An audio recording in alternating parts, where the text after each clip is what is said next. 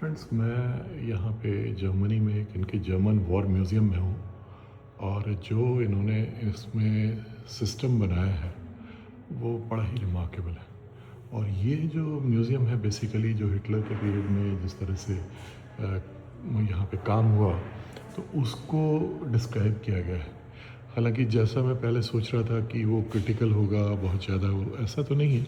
लेकिन कुछ चीज़ों पे जैसे डिस्क्रिमिनेशन फॉर जूज़ या बेसिकली होमोसेक्सुअलिटी उसके बारे में थोड़ा सा इन्होंने जो है डिस्क्राइब किया है। लेकिन बहुत एक जो इंटरेस्टिंग पार्ट है वो है जो उसके सिंबल्स थे।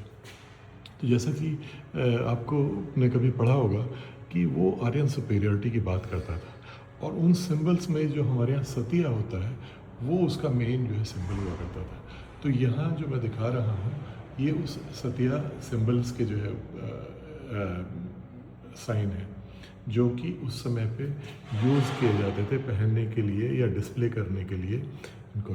और ये जो इनका सिस्टम है देखिए ये है इनका, ये इंग्लिश में, क्योंकि ये सब कुछ जर्मन में है तो जो भी जहाँ पे लिखा हुआ है उसके इंग्लिश में डिस्क्रिप्शन के लिए इन्होंने हमको ये इक्विपमेंट दे दिया है। और यहाँ एंट्री फ्री है।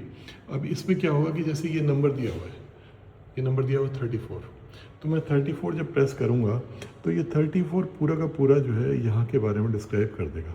अब जैसे मैं 34 प्रेस कर देता हूँ तो ये जो है, ये एक एक्स्ट्रा नंबर हो गया, इसको कैंसिल करते हैं। तो ये 30 नहीं, फिर से एक्स्ट्रा नंबर हो गया, ये क्यों हो रहा है? तो कैंसिल कर देते हैं 34। ये अब देखिए ये यहाँ के बारे में शुरू एक्सप्लेन करेगा, लेकिन मुझे कान में सुनना पड़ेगा। तो इसमें ये एक्सप्लेन कर रहे हैं कि स्कूल्स में क्या है कि वेडनेसडे और फ्राइडे को वहाँ पर जो है प्रेयर्स होती थी स्कूल के बाद, और जो भी मेंबर सभी मेंबर बना दिए जाते थे स्टूडेंट्स, और उनको जो है वो मीटिंग्स अटेंड करनी होती थी।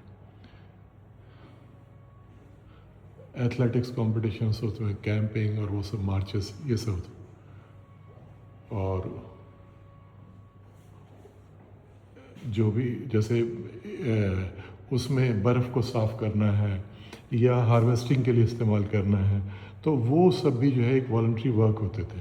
तो बेसिकली उसमें कुछ उतना गलत नहीं है, लेकिन क्या है कि वो थोड़ा सा ये कि जो वो कंपल्शन था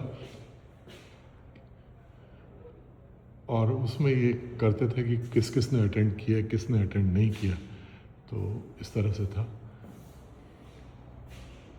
तो ये बेसिकली जो वहाँ का डिसिप्लिन था उसके बारे में एक्सप्लेन किया था। और अब जैसे हम यहाँ पे नंबर है 32, तो 32 के बारे में जानते हैं जिसमें सिंबल्स बताए गए हैं।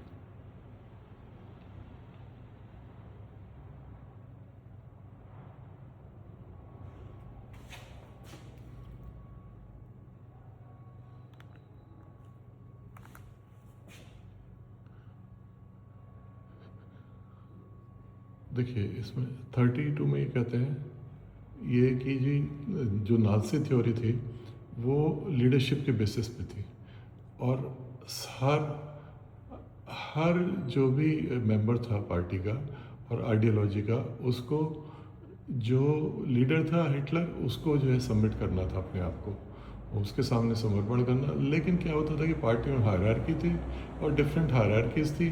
तो बेसिकली जो जो अथॉरिटी थी हिटलर की वो जो बाकी पार्टी मेंबर्स के पास फ्लो करती थी और उनको आप जो है सबॉर्डिनेट करना था। तो बेसिक जो एक हायरार्की का स्ट्रक्चर होता है ब्यूरोक्रेसी में या लीडरशिप में पार्टीज़ में, वो होता है।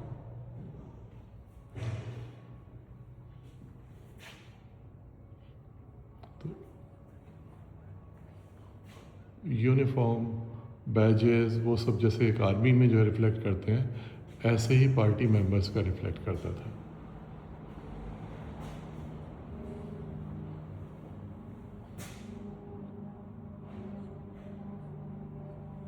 और कुछ ना 41 से क्या किया कि जूस जो थे उनको ये था कि भाई आप नहीं है पार्ट, तो वो जो है येलो जो है उनका बैजेस थे, तो इस तरह से था।